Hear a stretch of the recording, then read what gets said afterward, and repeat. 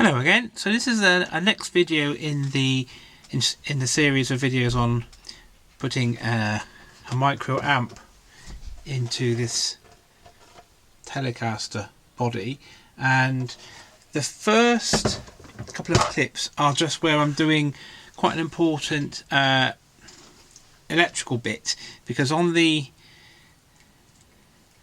little micro amp, so this is the micro amp circuit board, there's an input here where you'd normally plug your guitar into here and then obviously amplify the pickups and put effects on.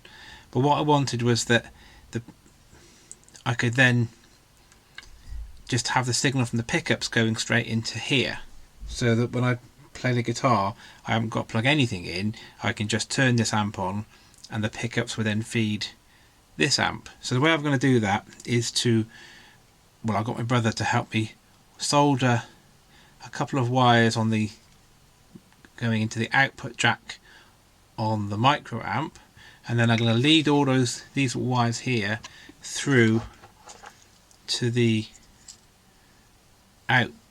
jack socket for the pickups that should have been in the guitar. Right, so what we're going to do today is join the input section of the amplifier to the pickup socket here. So this is the output from the guitar pickups after it's gone through the volume control and tone control, and that will be fed wired up using these two wires here up into this jack socket, and we established that the which pins were the input.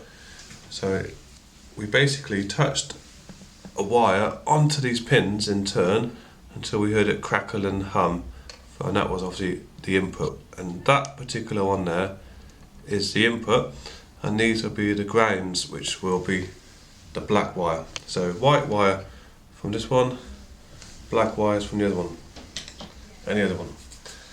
So I'm going to tin these wires off here for the black and white wires. So I need to get my solder here. Oops. So clean the nib and then apply a bit of solder.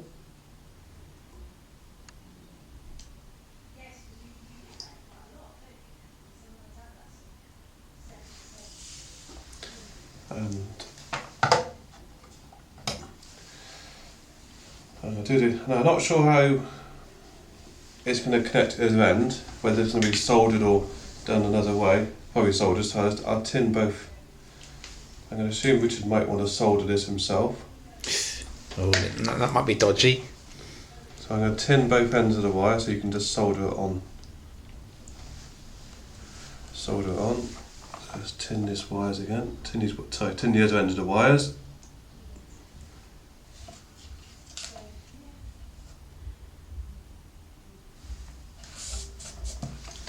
Right, so I'm going to trim the wires down a bit so they're not too long.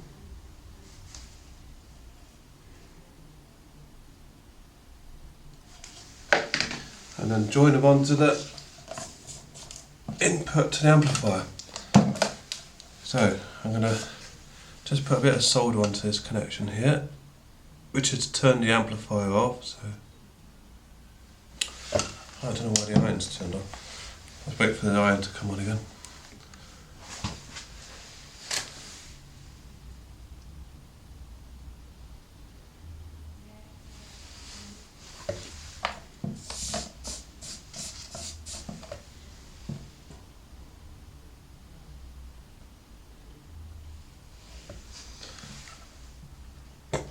So I'll put a bit of solder onto this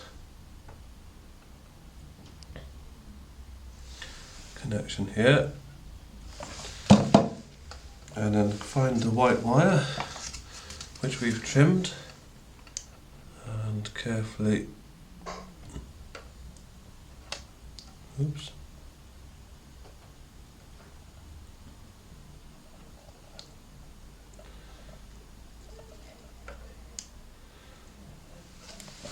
I've got to be careful, I haven't sorted that to the ground in some way, so you may want to test that when we switch it on and test that. And we'll put the black wire onto another one. Oops. So we'll put the black wire onto this on there, which will be ground. And put the black wire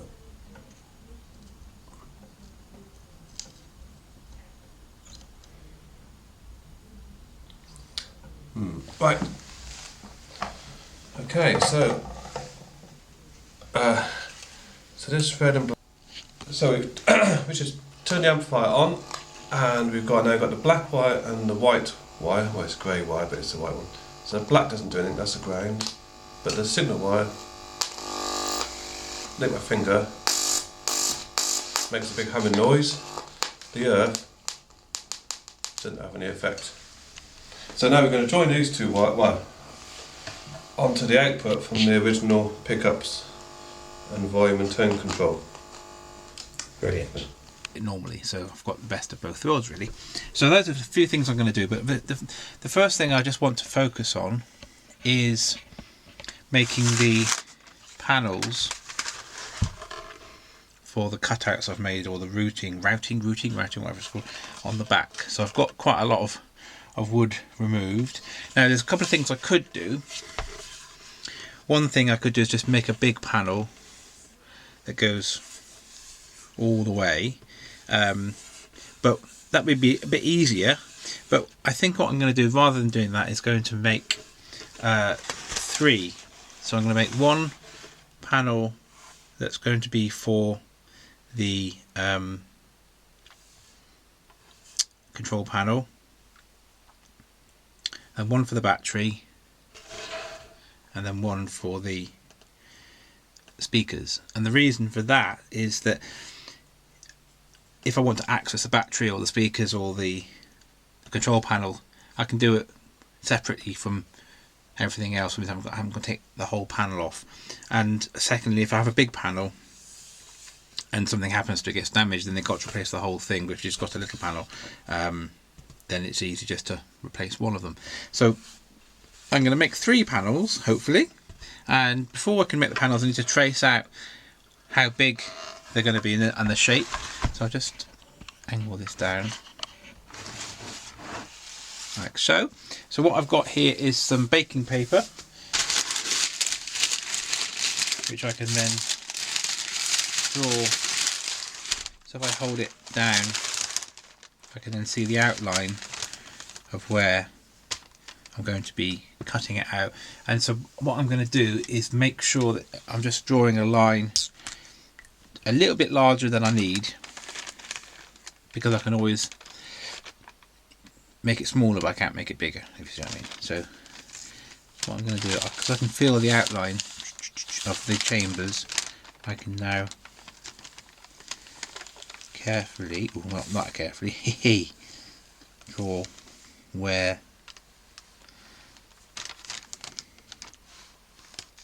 I would like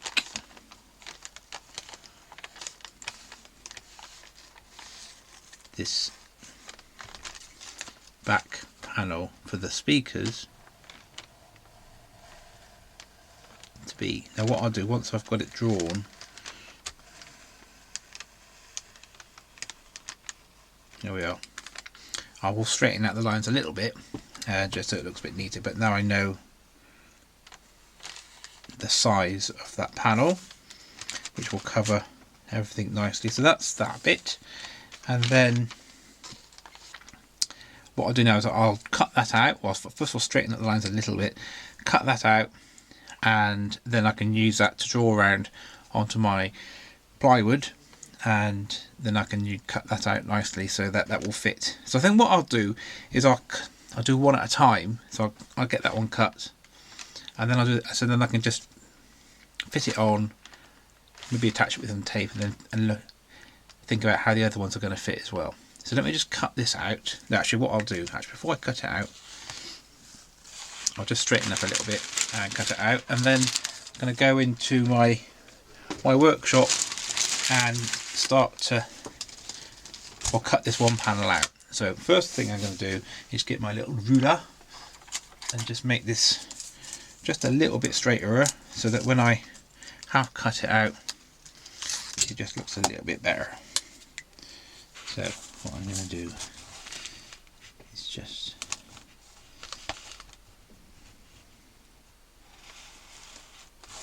these lines, I'm just going to straighten a little.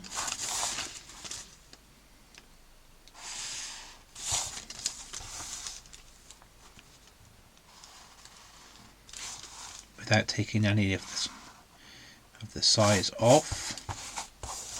Just make it a little bit neater. And then this bit here. Yeah, so it's just a tidier outline really. So I'm going to cut this out. Get my favourite scissors, wherever they might be. Here we go. Cut that out. And then I'm going to take this down to my workshop, trace around this, and then cut it out on my little kind of bandsaw thing. So I'll just cut this out. Actually, I won't film me cutting out, that's going to be really dull. Okay, right, so I've cut it out, and now if I just offer it up, see that if I do cut this out of ply, that it is actually going to fit and not be too small. So let's just have a look. It's a bit tricky because it's a bit flappy. Look, there we go.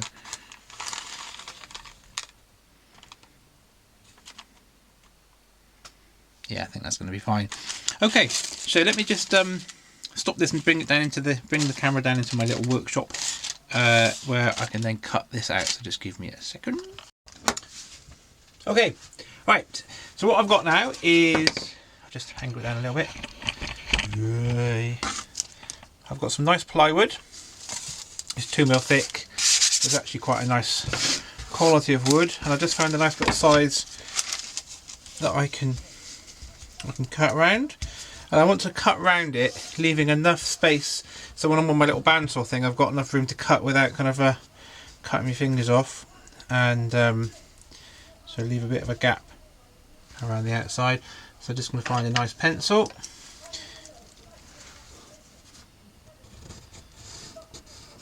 Draw around it.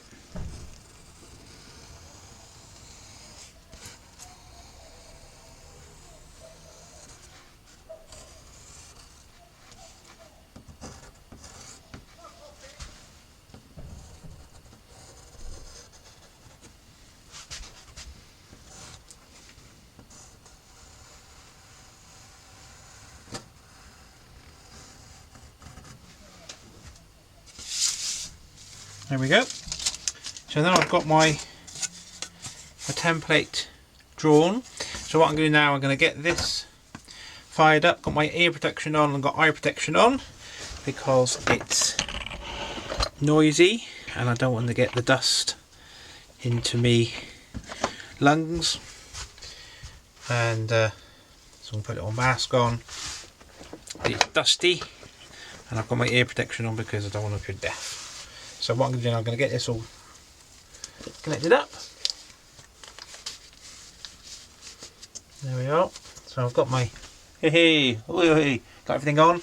I'm going to just connect this up, and then I'm going to start cutting this. So let's get it plugged in.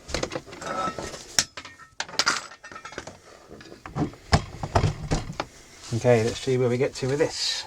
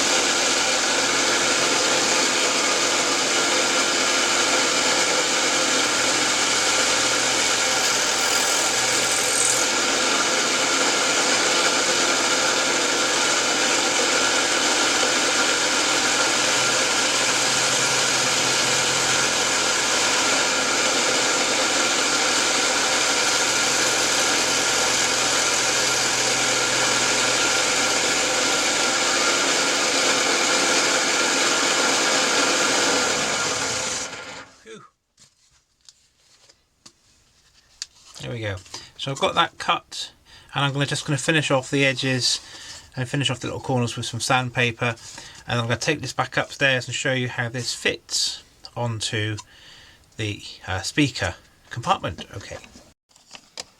Okay, so that's the panel. Just got some sandpaper everywhere, and it's got a nice fit where I want it to be, so that's going to be fine. What I'm going to do, I'm going to stain it a little bit. I've sanded it quite nicely, but I'm going to make it really nicely finished, and I might just bevel the edge even as much as I can to make it kind of blend in to the back. But I think it's going to look fine just having one there. I think I always keep changing my plans, but I think actually I'll have two panels, one here, and I'll just do one panel to fit in there. So what I'm going to have to do next is just take this down and then draw around another bit of baking paper and do another template for this bit, which is going to be a little tricky because it's a more difficult shape and it's got to match and kind of butt into this other plate here as well. So I'm going to do another trace and I'll show you what it looks like when I've traced it all out. Okay, so the second piece has now been cut, so I'm going to go and cut that out and I'll show you that when I've finished cutting it out. Okay, so the second piece has now been cut, so I'm going to go and cut that out and I'll show you that when I've finished cutting it out. Okay, here we go. So I've cut this one out and sanded it and smoothed it. So now I've got both of the panels shaped and cut. So it's going to have now these two panels rather than three on the back. So what I'm going to have to do now is just shape them a little bit more, and I'm just going to bevel the edges so they blend in a bit better into the surroundings, and I'm going to stain them as well so that these back panels look nice. I might varnish them, I'll see what I prefer, and then I'm going to countersink some screw holes, some holes on the panels, and then get some nice screws and screw them in. So that's nice. So I'll show you a bit more progress when I've just finished that. So I'll just stop this little clip and show you a bit more in a little bit. Good morning. So I've made up these panels to go on the back of this telecaster, well, Harley Benton telecaster. So I've cut the panels out and I sanded them and I've shaped them pretty nicely. Hang on a minute, which way does it go? Like this. And then when I looked at it and I thought about it and thought, do you know what, Rich? That looks a bit rubbish, to be quite honest. And I think, I thought it might look a bit better than that, and I thought, that looks rubbish. So I thought, well, how can I make this look a bit better? Because I wanted to have two separate panels so I could access things separately, but it just looks a bit amateurish and clunky. So I had another thought. Well, actually, a stroke of luck. I was cycling to work yesterday and I was going past the hardware shop and they had offcuts of ply. This is 2mm ply, and it just so happens that they had this little bit of offcut which cost me 10p, which is the same colour, pretty much exactly the same colour once I varnished it as the body. So that looks great. So my change of plan is I'm now going to do one piece that goes all around that, made out of this ply, which is a lovely colour, and so I think it's going to follow the contours of the outside of the guitar as well. So I think it'll just look a bit neater and look a bit better. So that's my next plan. So that's the beauty of doing these projects, so you can keep changing your mind and do different things and just think, oh, that doesn't work, try this. So that's quite a nice little bit of problem solving and changing your ideas. So that's what I'm going to do. So I'm going to cut out a new back plate. I've just traced it onto the baking paper of the right shape, and I just double checked it on the guitar itself to make sure that what I've drawn actually works, and it does. So what I'm going to do now, I'm going to cut this out and then draw around that in the best part of this I can find, the cleanest bit, and then draw the outline on here, and then cut this out and use that as my base plate. So what I'll do, I'll cut this out, I'll draw around this, and I'll show you, I'll go back into my shade and I'll film just cutting this bit out, and we'll see where we get to.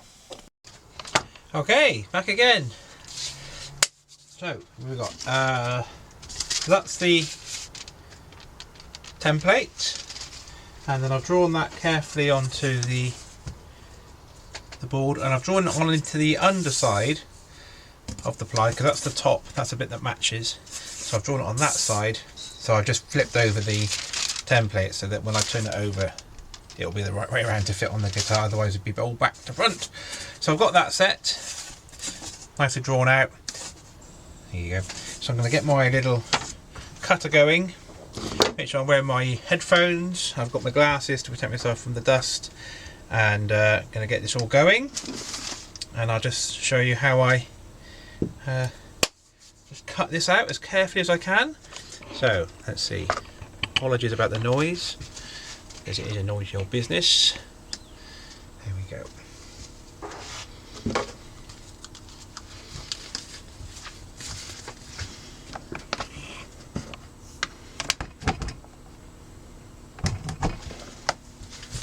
So what I'll do, I'll start the recording again, and then I'll take the noise off it, if you see what I mean, so you don't have to hear that audible racket of the cutter.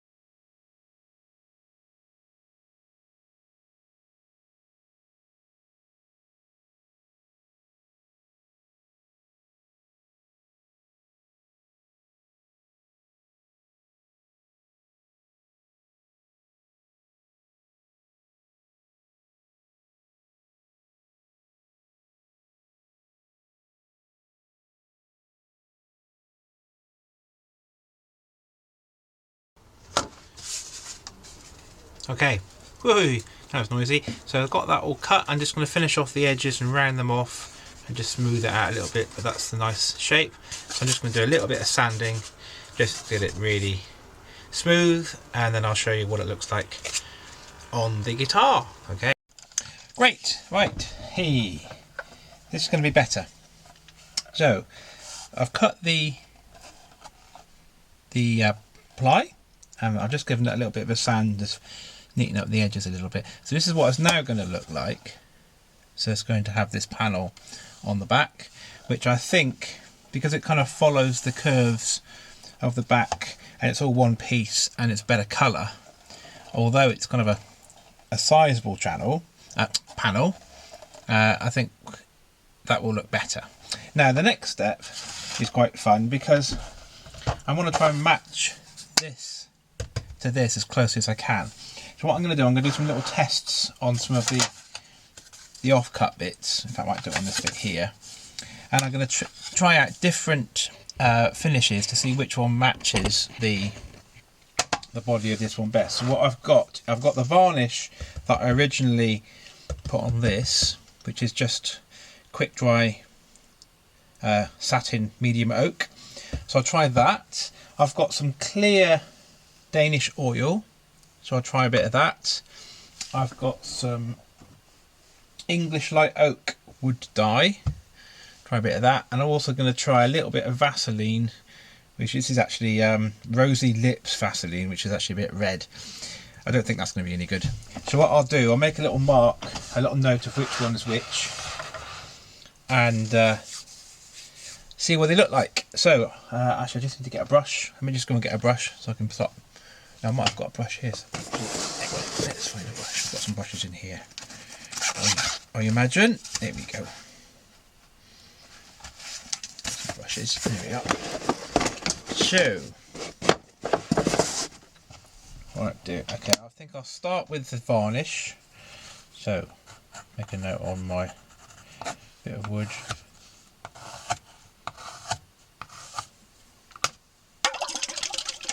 Get a little bit of shake.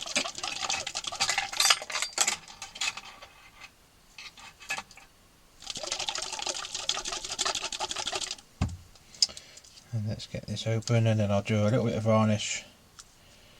Yeah, there's all my bits and bobs gone.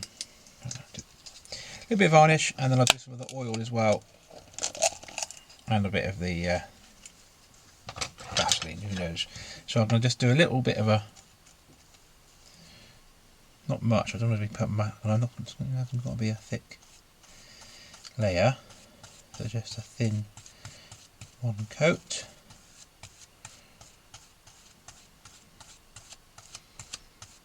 Okay, see what that looks like. The good thing about this varnish is actually water soluble, so you can wash your brushes off with water rather than white spirit. So I'll just put that there for a sec. Okay, let's try the Rosy Lips Vaseline next. So I'm just going to rub that in. See what that looks like. Be surprised if that looks any good, but there you never know. Okay, just make a note of that. I'm going to call it RLV. Right, next one then, let's try some of the wood dyes. So, back here. So let's try the light oak. So I'm going to call that light oak wood dye. A bit of a shake as well.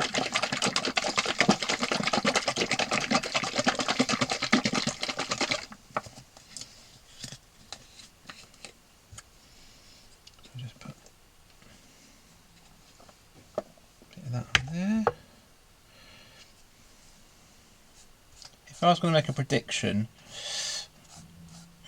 I can't think I'll make a prediction because I don't know, I have no idea. I reckon the varnish is going to be best myself, but there we are. Let's wait till it's all dried up. So that's the light oak wood dye, and then the last one is the clear wood dye. This one. Oh crikey! I don't think this one. I think this one's been in the shed too long. It doesn't sound too positive. Oh crikey! No. Okay, scrap that one. That was just gone hard. So we're not going to do the clear wood dye. I don't think that. I think it'll be rubbish anyway. Leave that one. Right. So I've got the light oak wood dye, Rosy Lips Vaseline, and the clear dry medium oak varnish. So I'll leave those for a bit to let them all dry, and then work out which one I think will be the best result. Okay, I'll come back in a sec. Right. Okay. I've left them all to dry a little, and if I now offer up the tester with the actual guitar body, the one I'm going to go for is the light oak wood dye, because that seems to be the closest match in terms of colour. I didn't hold up much hope for the Ruby Lips Vaseline, and the varnish is just a bit too dark really, so I'm going to go for the light oak wood dye. So before I do that, what I'm going to do, I'm just going to get some fine sandpaper. So what have I got? I think it's 400 grit, this one, and I'm just going to start with 400, and then I'm going to go to even, I've got some even finer than that, so I'm going to get it really really smooth before I put the wood dye on and get that done. So I'll show you what it looks like when I've put the wood dye on. So I've given it a really nice sand. I went down to 7,000 grit in the end to give it a really nice smooth effect. So I've got the light oak, and I'm just going to rub it in with the grain. So don't go against the grain, go with the grain. And try not to put too much on so it doesn't kind of falls like dribbles and things.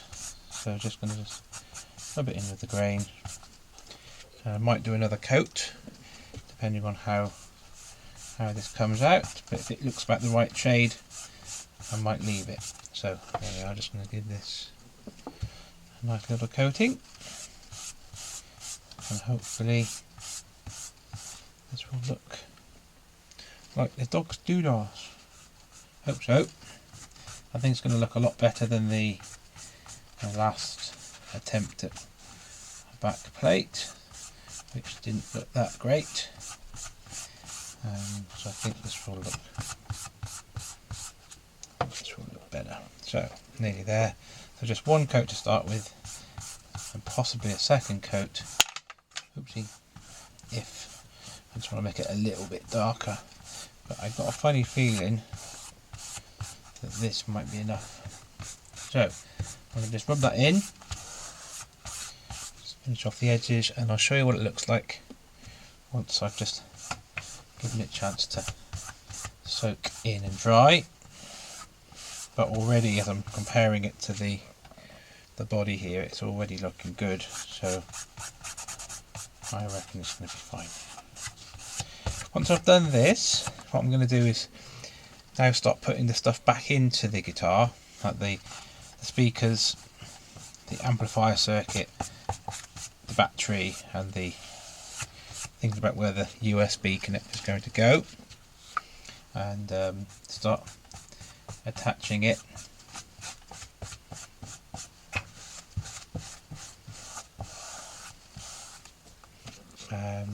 And then once that's in, I'll just make sure then that the cover will sit nicely on the top, and just make sure there's not going to be kind of too crushed or anything like that. And there we are, and that'll be good. So this is just had its first coat, just rubbing it all in. Which is nice. Oh, my tea's going everywhere, Nelly. Doo, doo, doo, doo, doo. Just a bit more down this final corner.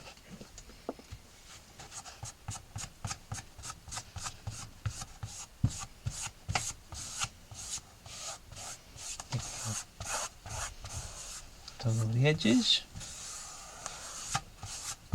So I'll leave this to dry for an hour or so, and I'll show you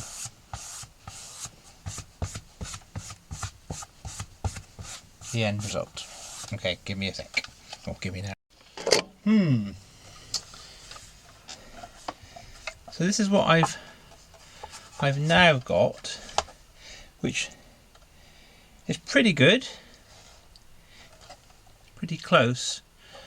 I'm just thinking, I always change my mind on things, but I think I'm going to put one coat of varnish on this, so it's kind of the same kind of shininess as the guitar. So it's a bit of a risk, because it might end up looking a bit rubbish, but I suppose I can always take the varnish off again. But I think I'm going to put one thin coat of varnish just to finish it off. So let me just organise my little bit of stuff. So here we go. I hope I don't ruin it, but I think it might be okay. So let's get my varnish, give it a little shake.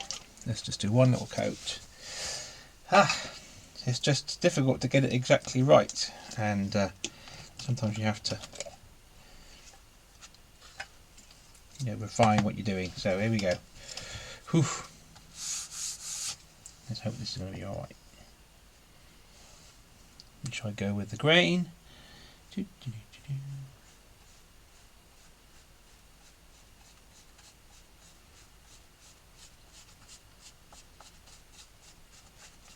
But if the worst came to the worst, I could just sand it all back again. Let's hope it doesn't get to that.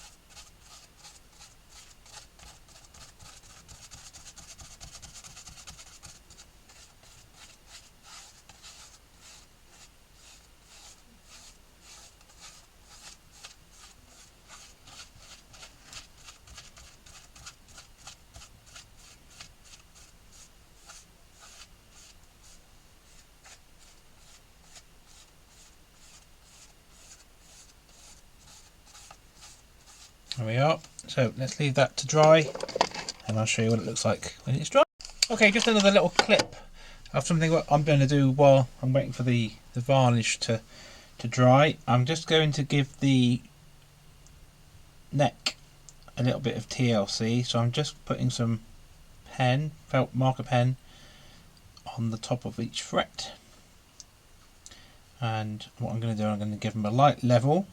So I did this about a year ago, but I think it could be worth checking. So I'm just going to put some marker pen on the top of each fret, and I've got a fret leveling bar which I've just put some nice new sandpaper on, so that's good. And I'm going to just run it down the frets carefully, nice straight lines, and just make sure that the frets are nice and level, and then give the frets a crown. So just make sure they've still got that rounded profile, so not just flat, otherwise the tuning will be weird and it will sound weird as well.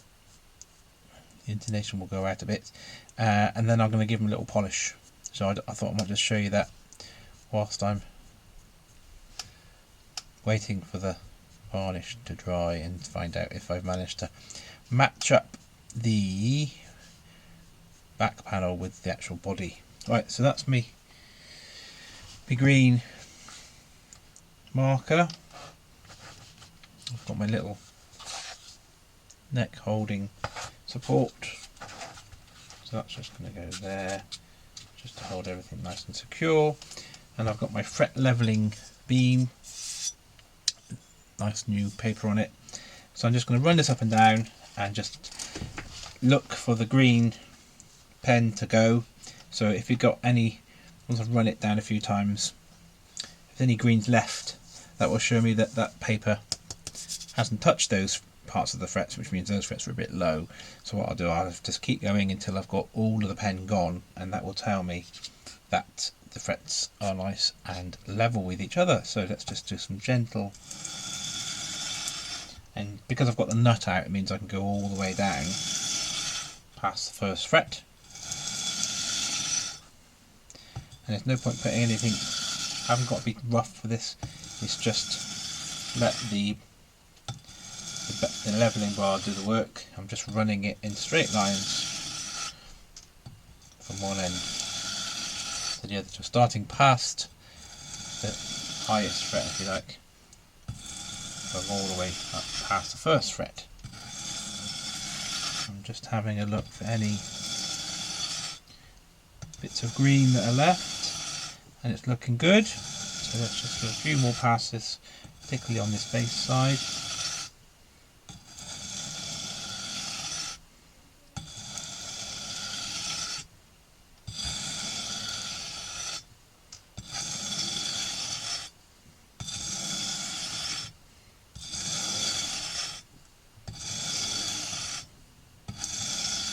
I'm not putting any pressure on, just letting it ride over the frets.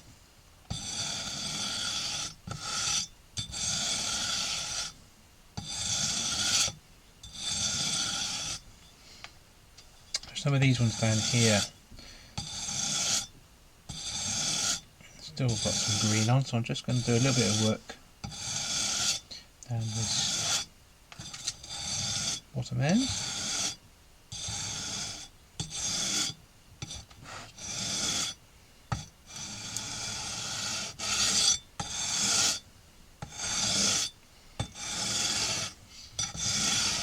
And dip it down here.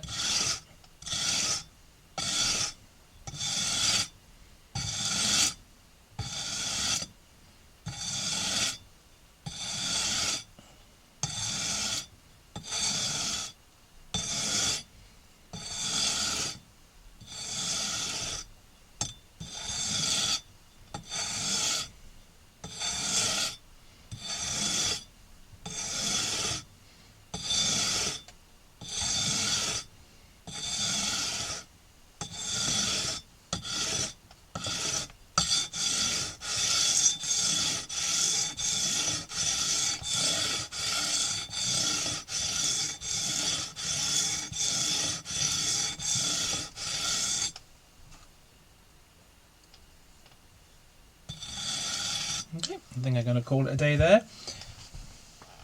Okay, so the next thing, I'll just get my little cloth. I'm just going to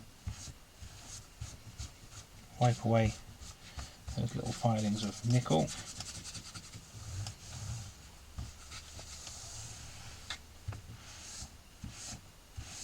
And then the next thing is to get the crowning tool. So this is just a diamond file which has got a kind of a curved profile, and so when you go up and down the frets, it just kind of takes anything away from the sides, so it leaves the top, and so that gives you then the curved profile of the fret. So I'm just using an ordinary rubber just to clean this out because they just get a bit bunged up. And then I'm just going to work my way down and crown the frets. So we're just going to start at this end. I'm just going to crown this up. So I'm just going to work my way down the frets.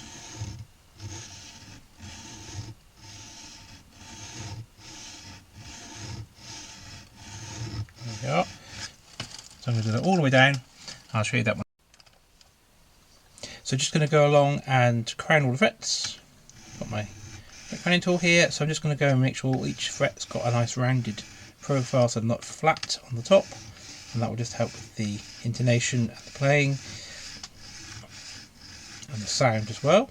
So I'm just going to go along, crown all of these, and I'll show you when I've done that. Okay, so I've done all of that. I'm just going to give the fingerboard a little wipe off of all the metal dust. So the next step is just to polish the frets now. So what I've got some fret polishing rubbers. So they come in like coarse, medium and fine. So just going to start with the coarsest one and then work down to the fine one. So just simply, I'm just going to be going up, along the frets with the fret rubber. And I'll start with the coarse one and I'll work my way all the way down to the finest one. So that's what I'm going to do now. Just going to give the frets a polish. So I really recommend these fret polishing rubber things because they work and they don't take any nasty scratches on the fretboard, and they work really well. So I'm just going to do that. Come back in a sec. There we go. So that's all now polished the frets nicely. So last little thing, I'm just going to wipe down the fingerboard again, just kind of get rid of all the dust and bits of whatever, just completely get rid of everything, just give the frets a final polish. And then the very last thing I'm going to do, I'm going to get some of my Vaseline, which is rosy red, or whatever it is, and I'm just going to treat the fingerboard with a bit of this. We'll just nourish it a little bit and make it look really nice. So I'm just going to treat my fingerboard, not very much. I'm just going to go all the way down, just a little bit, and then give it a final polish up once I've just nourished fingerboard. So now when I put the guitar back together, I can re-string it up and set the action, and because I've gone through and just leveled it a little tiny bit, it just means that when I'm setting the action I can have it as nice as I like it without fret buzz. So I can have it quite low because the frets I haven't got any frets that are higher than others, they're all kind of level, and because this is kind of a level neck really, and then once I put the strings on, they'll add tension to the neck, and then it will just create a little bit of what we've got like a back bow, and that's quite useful to avoid string buzzes. So it kind of gives you a little bit more room for the string to vibrate. So when you haven't got the strings on, it tends to be like a nice straight flat board, and then when you start putting tension between that end and that end, it just gives it a little bit of a bow or back bow, and a bit of relief. Is it back bow? Anyway, it gives it a bit of a curve right there, and that's very handy. Okay, so I don't think it's back though, I think I got those terms modelled up. Anyway, it gives it a bit of a curve, and that's what you want. There we are, just finishing off all of this. Give it a final polish.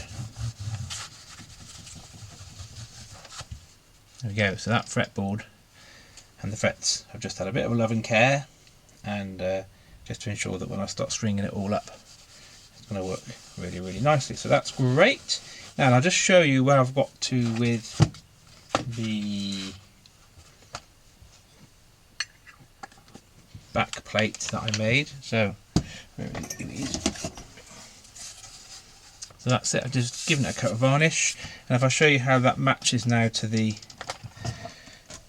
body, I'm pretty happy now. So let's just put that on.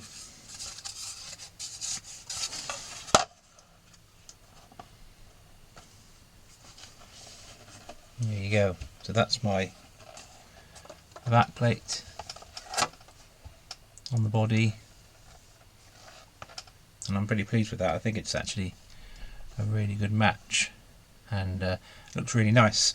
So that's going to be great. I'm really pleased, because my first attempt at making little ones was a bit rubbish, but that's a lot better. And I think once that's all on, I think that's going to look great. So I think I'm going to stop this little video thing here, because I've just taken a bit longer to get through things than I thought. So I'll stop it there, and then in the next video I'll do putting the components into the body, attaching this back plate, and then can start building up the guitar. Okay, so thanks for watching. I hope you've enjoyed it and found it useful. Okay.